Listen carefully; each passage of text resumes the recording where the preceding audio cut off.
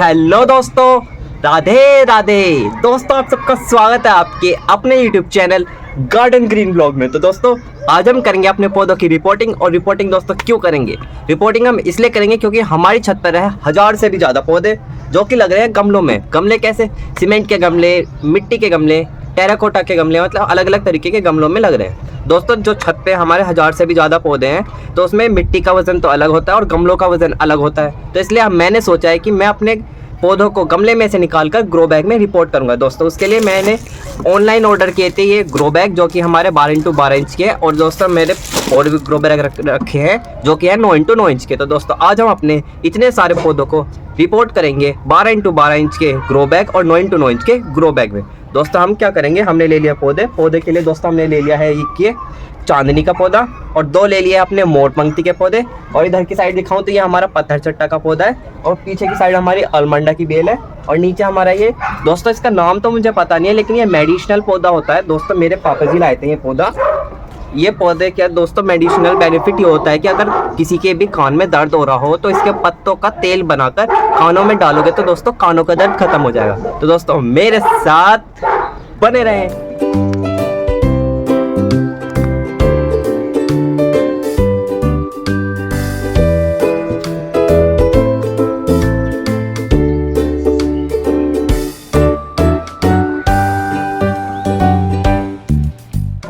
तो दोस्तों हम क्या करते हैं, सबसे पहले अपने ये चांदनी, अलमंडा और 2 मोर पंक्ति इन वाले पौधों को गमले में से बाहर निकाल लेते हैं। दोस्तों गमले में से बाहर आप पीछे देख सकते हो, जो पीछे मेरी वो वॉल है जो आपको खाली ग्रो बैग दिख रहे होंगे, यहाँ पर मैं अपने इन वाले पौधों को गमले में से बाहर निकालूंगा।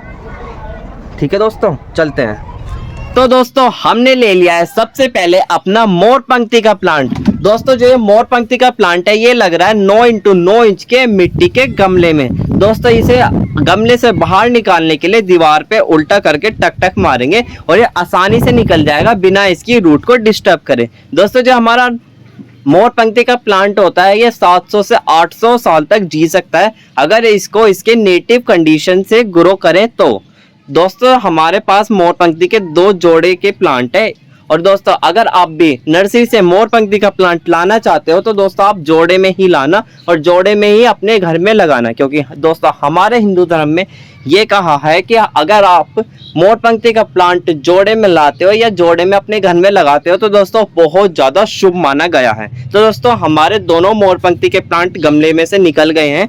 अब हमने ले लिया है अपना चांदनी का पौधा जो कि दोस्तों 12x12 इंच के सीमेंट के पॉट में लगा हुआ है। दोस्तों जो चांदनी का प्लांट होता है ये एक सन लविंग प्लांट होता है और इसे 7 से 8 घंटे की धूप चाहिए होती है। अगर दोस्तों आप अपने चांदनी के प्लांट की लीव्स को बिल्कुल डार्क ग्रीन करना चाहते हो या दोस्तों इससे हैविंग फ्लावरिंग पाना चाहते हो तो दोस्तों इसके लिए आप इसे नाइट्रोजन रिच फर्टिलाइजर या दोस्तों पोटाश रिच फर्टिलाइजर दे सकते हो। दोस्तों आप नाइट्रोजन रिच फर्टिलाइजर के लिए इसको DAP के 10 से 15 दाने दे सकते हो या दोस्तों आपको पोटाश के लिए जिससे हैवी फ्लावरिंग हो उसके लिए आप अनियन पील फर्टिलाइजर या दोस्तों बनाना पील फर्टिलाइजर दे सकते हो। और दोस्तों अब हमने ले लिया अपना अलमंडा का प्लांट जो कि दोस्तों 15x15 इंच के सीमेंट के पॉट में लगा हुआ है। दोस्तों बहुत भारी गमला है, इसे भी हम उल्टा करके आराम से निकाल लेंगे। दोस्तों जो हमारा अलमंडा का प्लांट है ये क्रीपर वाइन वेराइटी है। दोस्तों इसकी ड्राफ्ट वेराइटी भी आती है जो कि बुशी होकर चलती है।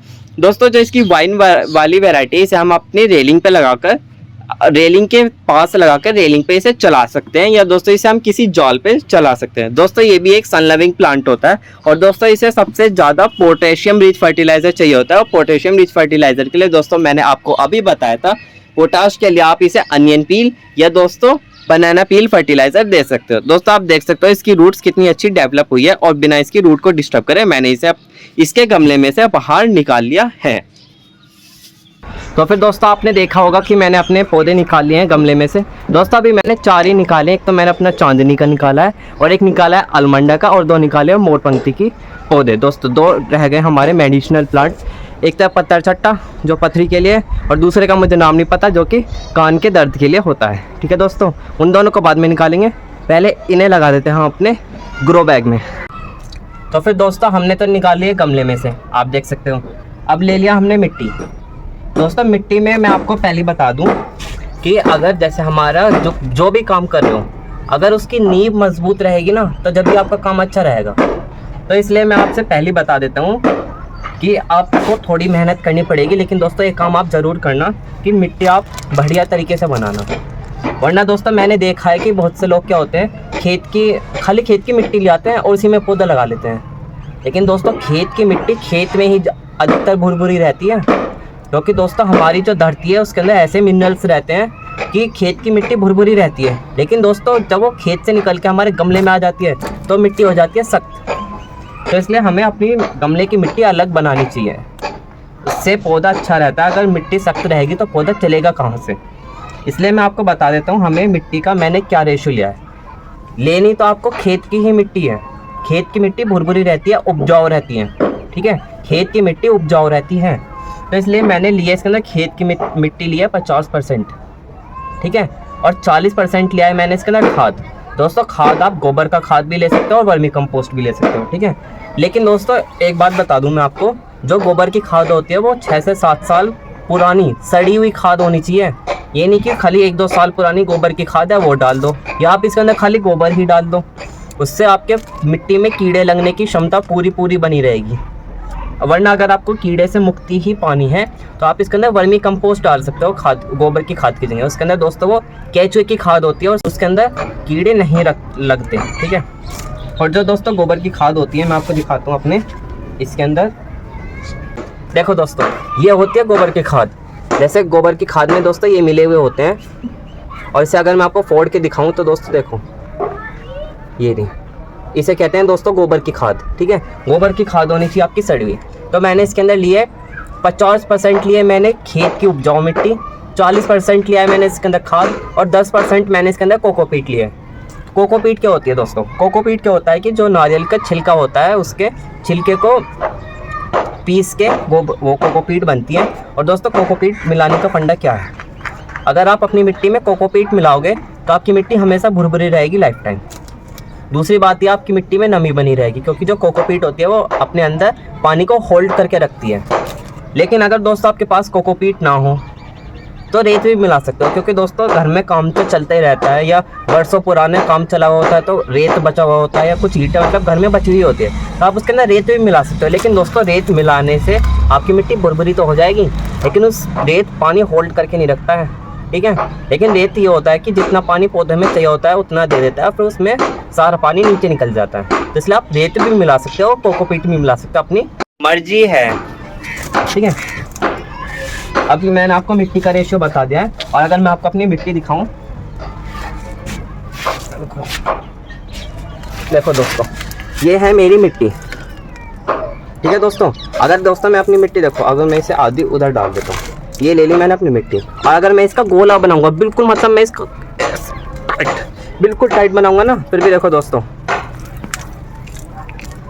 क्या है, झड़ गई ना सारी मिट्टी। इसे कहते हैं मिट्टी। इसमें पौधा चलेगा बिल्कुल बढ़िया, एकदम चलेगा बढ़िया, ठीक है दोस्तों। तो दोस्तों मैं करता हूँ इसे अपने ग्रो बैग में रिपोर्ट। दोस्तों ये है हमारे ग्रो बैग, ये है दोस्तों 12x12 इंच के ग्रो बैग, और पीछे की साइड आप जिसको दिखाऊं तो ये हमारे 9x9 इंच के ग्रो बैग। जो 9x9 इंच के ग्रो बैग मैंने 2 लिए हैं, जिसमें लगाऊंगा मैं अपनी मोर पंक्ति के पौधे 2, और ये मैंने फ्लिपकार्ट से मंगाए थे, जिसकी वीडियो मैं डाल चुका हूँ, आप मेरे चैनल पे जाके देख सकते हो। ये हमारे 12x12 इंच के ग्रो बैग है, जिसमें मैं लगाऊंगा अपना चांदनी और एक अलमंडा की बेल, ठीक है दोस्तों। शुरू करते हैं।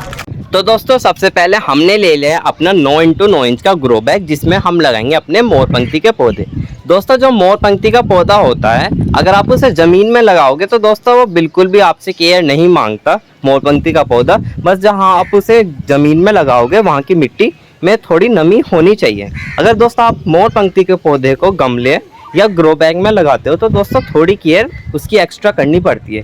केयर के लिए क्या होता है कि दोस्तों अगर जैसा आप उसका पोटिंग मिक्स बनाओगे तो उसकी मिट्टी जो होती है वो न्यूट्रिशन रिच मिट्टी होनी चाहिए, जिससे कि आपका मोर पंक्ति का पौधा अच्छा चलेगा। और दोस्तों जो आपका मोर पंक्ति का पौधा होता है, आप कहीं भी उसे रखोगे, जहाँ भी रखोगे, मतलब दीवार से तो थोड़ा वो टच रहेगा ही एक साइड से। तो दोस्तों आप ध्यान देना, जिधर की साइड से दीवार से टच होगा उधर की साइड की जो आपकी मोर पंक्ति की लीव्स है वो मतलब सूखने लगेगी, मतलब वो हरी नहीं रहेगी उधर की साइड से। और दोस्तों और सारी चारों साइड, और मतलब जो आपकी 3 साइड बचती है, एक साइड तो आपकी दीवार आ गई, और जो 3 साइड बचती है वहाँ से आपका मोर पंक्ति का जो पौधा है वहाँ से बिल्कुल ग्रीन रहेगा। या दोस्तों आपको क्या करना है कि जो आपका मोरपंखी का पौधा है ऐसी जगह रखना है कि जहाँ आपका मतलब मोरपंखी का पौधा है उसकी लीव्स में से जो हमारी सनलाइट होती है वो आर पार निकलेगी। तो दोस्तों जो आपका मोरपंखी का पौधा है वो ग्रीनरी से बना रहेगा और बिल्कुल अच्छी ग्रोथ करेगा। अगर दोस्तों आपका मोरपंखी के पौधे में से सनलाइट आर पार नहीं होती है तो आपका मोरपंखी के पौधे की जो लीव्स है वो सूखने लगेगी। और दोस्तों जो आपके मोरपंखी का पौधा होता है वो उसकी जो मिट्टी है उसमें नमी रहनी चाहिए। उससे क्या होता है आपके मोरपंखी के पौधे की ग्रोथ अच्छी चलती है। दोस्तों हमने लगा लिया अपने दोनों मोरपंखी के पौधे। अब ले लेते हैं हम अपना 12x12 इंच का ग्रो बैग जिसमें हम लगाएंगे अपना चांदनी का पौधा। दोस्तों हमारा जो चांदनी का पौधा था पहले ही दोस्तों ये 12x12 इंच के सीमेंट के गमले में लगा हुआ था और अब हम इसे लगा रहे हैं 12x12 इंच के ग्रो बैग में। मतलब साइज तो दोनों का सेम ही है, मतलब वो भी 12x12 इंच ये भी 12x12 इंच। लेकिन दोस्तों अंतर है जो हमारा सीमेंट का गमला होता है वो नीचे से पतला होता हुआ आता है, ऊपर से चौड़ा होता हुआ चले जाता है। लेकिन दोस्तों जो ग्रो बैग होते हैं वो बिल्कुल 12x12 इंच का ही साइज रहता है। उसकी चौड़ाई भी 12 इंच रहती है और उसकी हाइट भी 12 इंच रहती है। तो दोस्तों वो हमारा सीमेंट के गमले से बड़ा ग्रो बैग रहता है।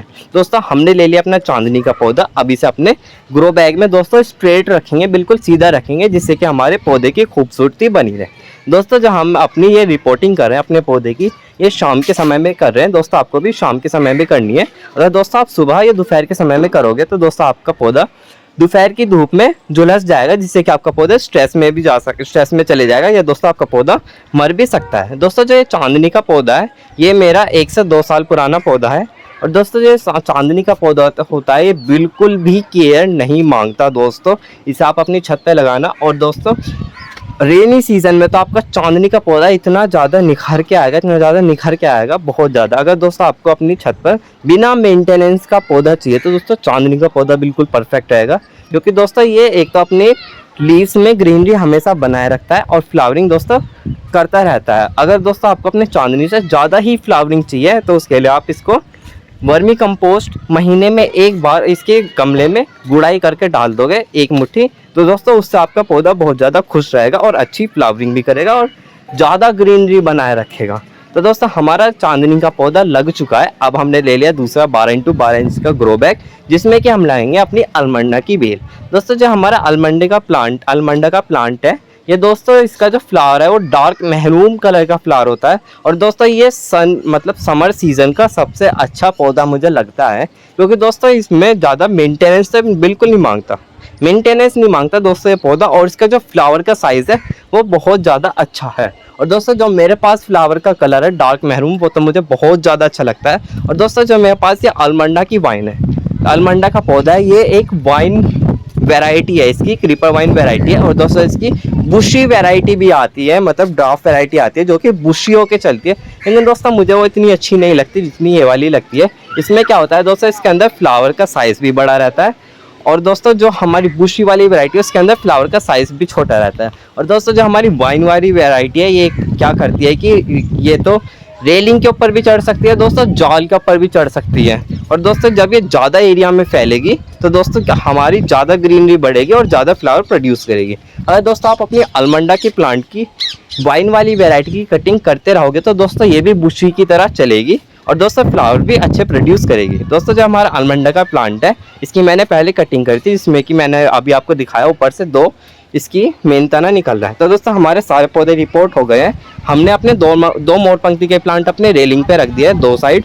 और इधर की साइड ले जाके दिखाऊं तो दोस्तों इधर हमारे एक तो ये चांदनी का पौधा है और इसी के साइड में मैंने रख दिया अपना ये अलमंडा का प्लांट जो कि बहुत ज़्यादा अच्छे लग रहे हैं। दोस्तों आप कमेंट में ज़रूर बताना आपको हमारे लगाने का तरीका कैसा लगा और हमारे पौधे कैसे लगे। तो दोस्तों अब हम कर रहे हैं इनके अंदर वाटरिंग। दोस्तों वाटरिंग करने के लिए हमने ले लिया अपनी 5 लीटर की कैन जिसकी मदद से हम अपने पौधे में वाटरिंग कर रहे हैं। दोस्तों आप देख सकते हो हमारे मोरपंखी के पौधे में बीज भी आ रहा है। दोस्तों जो बीज होते हैं इसके मेडिसिनल बेनिफिट भी रहते हैं। दोस्तों ये दवाई भी बनती है इन बीज की और दोस्तों इससे हम अपने और पौधे भी बना सकते हैं।